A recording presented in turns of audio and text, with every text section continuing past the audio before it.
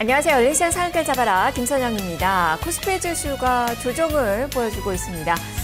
글로벌 증시의 상승세에서도 소외됐었던 우리 증시, 글로벌 증시가 내리니까 또 같이 떨어지는 그 모습이 나타나고 있는데요. 그나마 위안거리는 글로벌 증시의 이 낙폭에 비해서는 우리 증시의 낙폭이 현재는 크지가 않다는 그런 점입니다. 문제가 있습니다. 다만 주가가 오를 만한 호재가 없고 그리고 EPS 추정치도 여전히 하향 조정되고 있는 그 구간이고 유가 하락도 여전히 신경 쓰이고 환율 불안도 여전히 악재로 작용을 하고 있습니다. 자, 그만큼 증시는 좀 어려운 그런 구간이 당분간 이어질 것이라 전망들이 많이 좀 나오고 있는데요. 거기다가 오늘은 두 가지 내부적인 이벤트도 있죠. 금통위와 선물 옵션 동시 만기 전망이 전날까지는 좋았었는데 어제 흐름을 좀 보면서 많이 좀 바뀌었습니다. 자, 그러면 오늘 변동성이 확대가 될지 여부 함께 점검을 해보도록 하겠습니다. 자, 열린시장 상한가 잡아라 지금부터 출발합니다. 먼저 개장 전 주요 뉴스부터 보겠습니다. 원수경 기자입니다.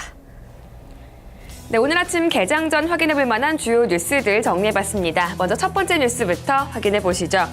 네, 어제 우리나라와 베트남 사이의 자유무역협정 FTA가 체결됐습니다.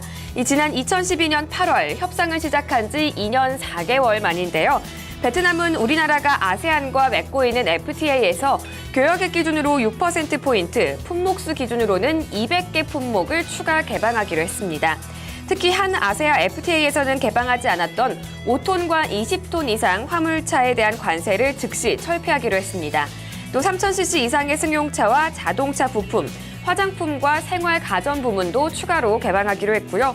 또 처음으로 전자상 거래를 독립 챕터로 FTA에 포함시키기도 했습니다. 베트남은 우리나라의 9번째 교역 파트너인데요. 정부에서는 한미 또 한중 FTA 다음으로 파급 효과가 클 걸로 전망하기도 했습니다. 한편 오늘부터 이틀 동안 부산에서는 한국과 아세안 6개 국가 간의 특별 정상회의가 열립니다. 이 특별회의를 맞아서 어제 우리나라는 말레이시아와 건설 인프라 또 원전 플랜트 분야의 협력을 확대하기로 합의하기도 했습니다. 이어서 다음 소식 보겠습니다. 두산 인프라코어가 글로벌 가스엔진 시장을 공략하기 위해서 미국의 가스엔진 전문 기업인 파워솔루션스 인터내셔널과 합작 법인을 세웁니다. 네, 두산 인프라코어는 현지 시간으로 어제 합작 법인인 두산 PSI 유한회사 설립을 위한 계약을 체결했는데요. 합작 비용은 50대 50이고요. 합작사는 내년 초에 설립될 예정입니다.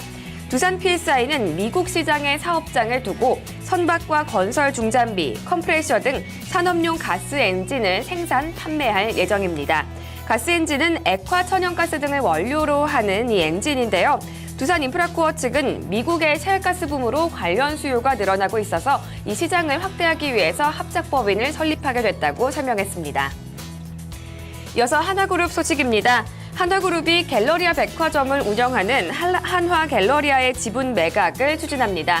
최근 삼성그룹의 방산과 화학부문 4개 계열사를 가지고 오는 빅딜을 시행하면서 이 재무적인 부담을 덜기 위한 조치인 걸로 보이는데요.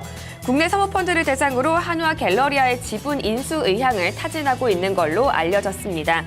사모펀드가 30% 안팎의 지분을 사들인 뒤 향후 기업 공개를 통해서 투자 자금을 회수하는 프리-IPO 형식으로 추진하고 있는 걸로 알려졌는데요. 한화는 매각가로 3천억 원 이상을 생각하고 있는 걸로 전해졌습니다. 다만 지분 매각의 매력이 충분치 않아서 경영권 매각으로 전환이 되거나 가격 조건이 맞지 않아서 매각이 중단될 가능성도 열려 있는 걸로 알려졌습니다. 네, 그리고 국제유가는 어제 또다시 추락을 했습니다. 하루 만에 다시 급락을 한 건데요. 현지 시간으로 어제 뉴욕 상업거래소에서 내년 1월 인도분 서부 텍사스산 원유 선물 가격은 이 전날보다 4.5% 급락한 배럴당 60.94달러에 장을 마쳤습니다. 60달러대를 간신히 지키긴 했지만 5년 5개월 만에 가장 낮은 수준을 기록한 건데요. 사우디아라비아의 석유 장관이 감산에 들어갈 일이 없다고 다시 한번 강하게 확인한 점이 영향을 크게 끼쳤습니다. 또 이날 석유 수출기구 오펙은 내년 글로벌 석유 수요 전망치를 종전보다 30배럴 적은 하루 평균 2,890만 달러로 이 예상을 낮춰 잡기도 했고요. 뱅크 오브 아메리카는 원유 가격이 몇 달 안에 배럴당 50달러 수준으로 폭락할 수 있다고 전망하기도 했습니다. 이어서 마지막 소식입니다. 오늘 이벤트 데이인데요. 우선 한국은행이 올해 마지막 금융통화위원회를 개최합니다. 여기서는 기준금리가 동결될 거라는 전망에 무게가 실리고 있는데요.